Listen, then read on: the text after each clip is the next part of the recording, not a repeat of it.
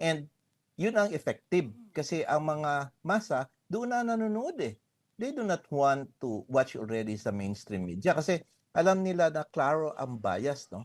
Sabi ko nga sa kanila, bakit hindi mahirap depensahan ang VP Presidente? Sabi ko, kasi simple lang guide natin eh. Truth and justice, supported by law and the Constitution. Paano tayo mawawala dyan? Now, on the other side, they are always trying to bend it, no? If not twist the law, no? They have been doing that and the people are no longer stupid enough not to understand what they are doing. Nakikita nila na, hindi naman kami bobo kasi yun ang naiinis ng taong bayan kasi parang ginagawang bobo ang taong bayan. And akala nila malulusutan nila yon. Hindi po eh. Mas meron na tayong mga AI, ang galing na nila pag kahit mag-post ka ng English diyan, i-interpret nila sa ChatGPT yan, sa Gemini. Alam na nila kung anong ibig sabihin. So ibig sabihin, the taong bayan are talagang vigilant and watching, no? Going back po sa mainstream media po, kanina po kasi twice na po, meron akong nakausap na from The Economist, and kanina po, taga Switzerland na media went to see me and talk about it. Iba talaga ang alam nila, sir, no? Ang alam nila, yung anong pinifeed sa kanilang mainstream. So, ganun pala ang nangyayari. Yung mga foreign correspondents, they get their news from the mainstream, of course, kasi yun man yung mga kilala. And ano yung pinifeed sa kanila, yun rin yung pinapalabas nila doon sa kanilang station. So, when they learn the truth here, sabi ko, pinakita ko, sabi ko, ganito, ganito.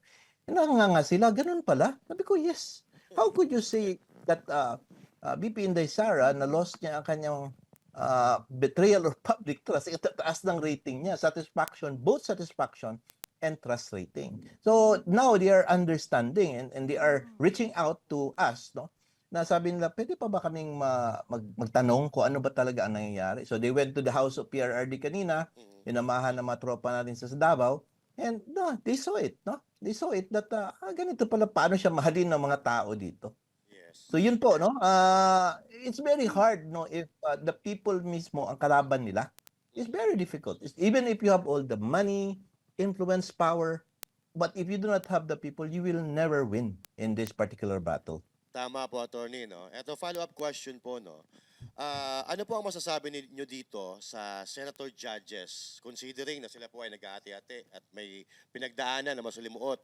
Nakatulong po ba sila yung mga tanong nila or mas lalo nakagulo doon sa impeachment trial? Alam niyo po, sir, si Senator Contiveros is talagang twice siya na semplang eh. Ang intention niya kasi noon is to repair, no?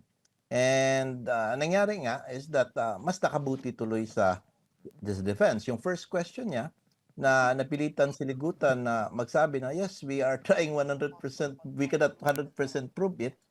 And they were able to present their theory of the case, no, of the prosecution. Kasi yung theory po, no, tinanong yung prosecution, how could that be an impeachable offense? So nag-answer siya.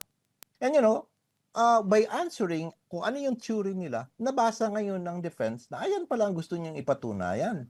Di ba? Kaya nga, wise din si Escudero napansin niya yun. Sabi niya, sige, I will also give you a similar time of 5 minutes for you to give, ano. But magaling din si Attorney Navasa, no, we will do it after the cross.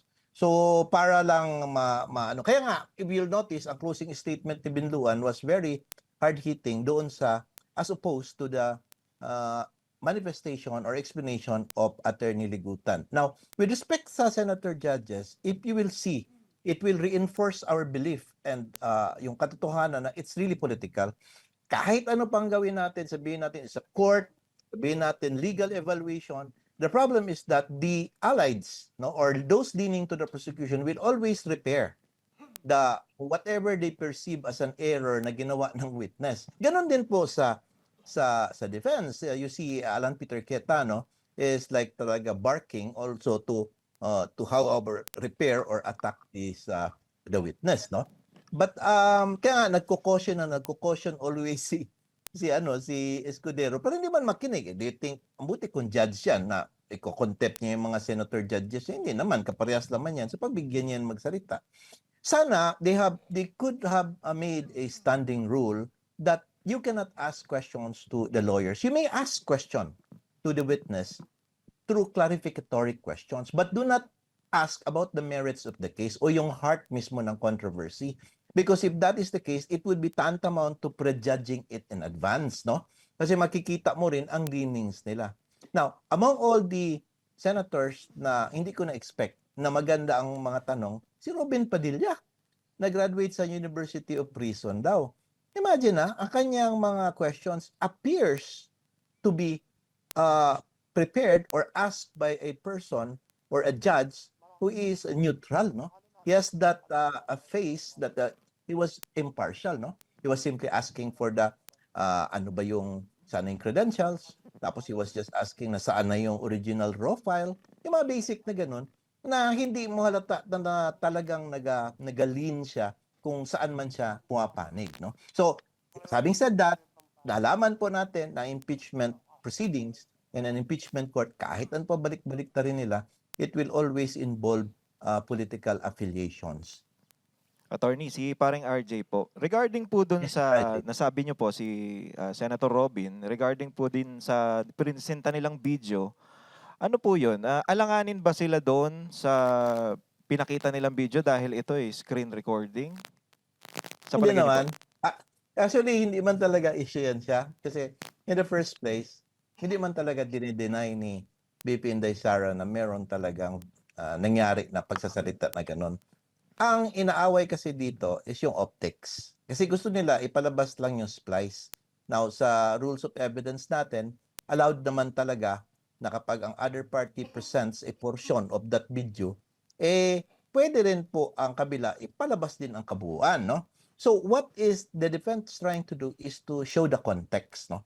The context of the entirety of the video and as well as the circumstances or yung environment kung paano sila dumating doon sa interviewhan. Yan ang kanilang target, no? So that it would show that when BP Inday Sara said, it was said not deliberately or for the purpose of intimidating someone, but it came about because of her anger, passion of kasi yung nagpatong-patong na yung oppressiveness sa kanya ba.